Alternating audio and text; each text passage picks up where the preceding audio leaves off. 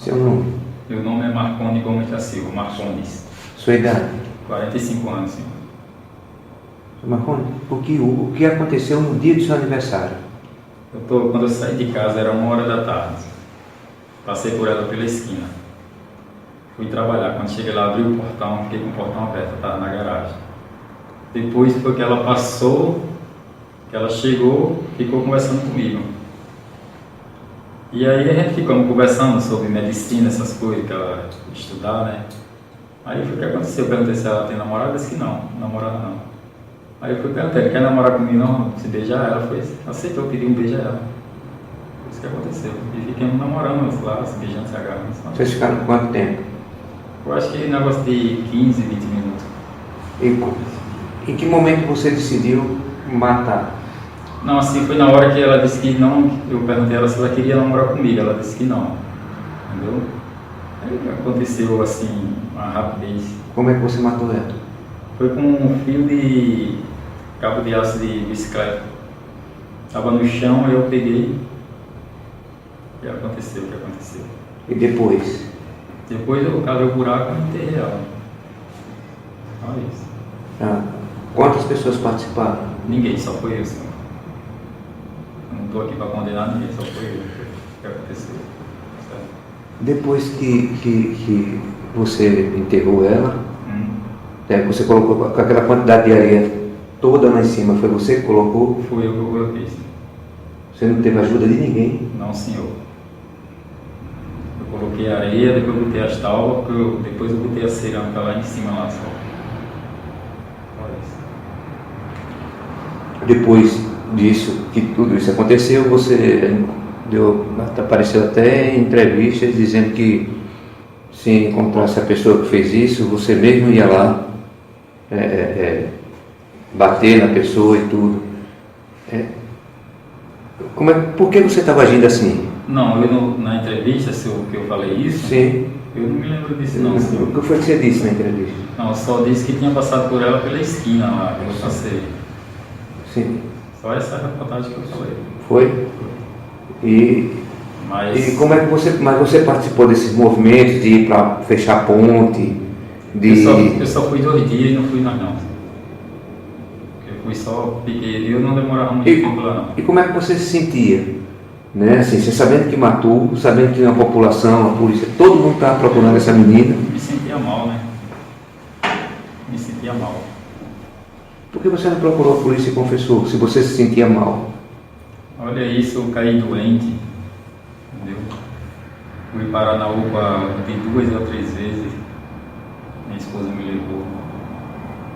E ela perguntava o que estava acontecendo e eu não dizia nada. No dia que a polícia tem um fato, né, que é a história do chinelo. Como é que foi essa história? A história do chinelo foi assim.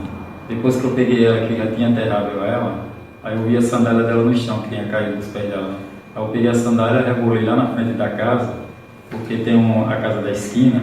Aí eu fui, peguei a pá, aterrei a sandália lá. Aí depois que passou uns dias, desaterrei a sandália e rebolei lá naquele canto. Mas e por que você fez isso? Eu não rebolei para criminar ninguém, senhor. Mas por que você fez? É porque na rua lá, quando enche d'água, o pessoal sempre cava para passar água, entendeu? De chuva, essas coisas. O meu pensamento foi isso, que alguém ia cavar por ali e ia encontrar, né? Só isso. Tá. Agora vamos para o dia em que a polícia encontrou o corpo, né, de Yasmin. O que aconteceu nesse dia? Sei que eu estava em casa? Sim, como é que foi? Não, eu estava em casa, me levantei, tomei café, minha esposa disse que ia na mercearia lá da Michelle pegar umas coisas lá que ela compra lá. Aí eu disse a ela, eu estava com dor nos peitos, eu estava muito gripado. Aí eu disse que ia na casa da minha irmã arrumar um dinheiro para pagar um táxi. Entendeu? Que o dinheiro que eu tinha era R$12.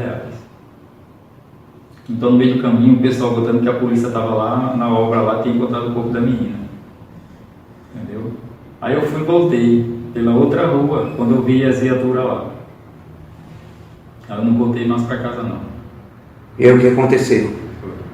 Aí o que aconteceu? Daí você foi para onde? Aí fiquei numa obra lá dessa minha cunhada lá, sentado lá, num banheiro lá, até ficar certas horas da noite e sair. Aí de lá eu fui na direção da praia e fui caminhando. Nessa noite você chegou a ver sua casa ser destruída? Já que você estava por trás? Eu escutei. Aí no meu pensamento eu disse, não, eu vou em São José de Touros falar com a minha sobrinha, que eu não sei onde ela mora, mas pelo nome do esposo dela fica fácil de localizar ele lá, entendeu?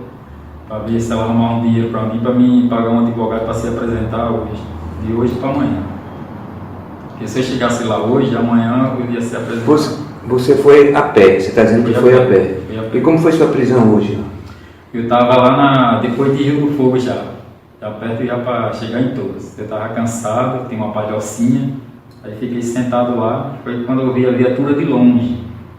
Aí eu não corri não, fiquei sentado lá. Aí o policial chegou, desceu para a praia, aí eu estava sentado, né? Aí ele veio na minha direção. Aí ele estava fazendo o quê? Eu digo, estou sentado aqui. Aí ele foi e disse, levante que eu já conheci você. Ele tá certo. Aí quando eu fiquei em pé, ele algemou. E aí você foi preso. Até você não tem nenhuma, você não fez isso, tudo isso você fez sozinho. Sozinho. Você não teve. Eu não fui de carro nem de moto, não fui pela praia. Tá, mas o crime você cometeu só. Você esperava que fosse descoberto, que a polícia um dia encontrasse aquele corpo ali? A pessoa imagina muita coisa, né? O que você imaginava? O que eu imaginava era isso, né? Que ia ser encontrado, mas é isso.